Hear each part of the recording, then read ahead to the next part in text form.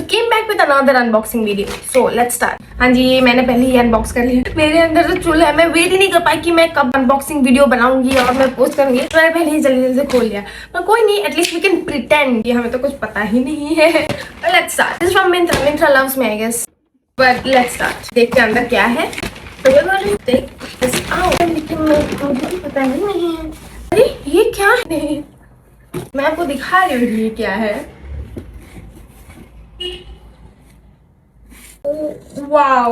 I mean, just look at it. I mean, I have been searching this kind of boot ताकि मुझे event वगैरह भी जाना पड़ सकता है। ये ऐसे ही बहुत ज्यादा खूबसूरत लग रहा है। Look at this.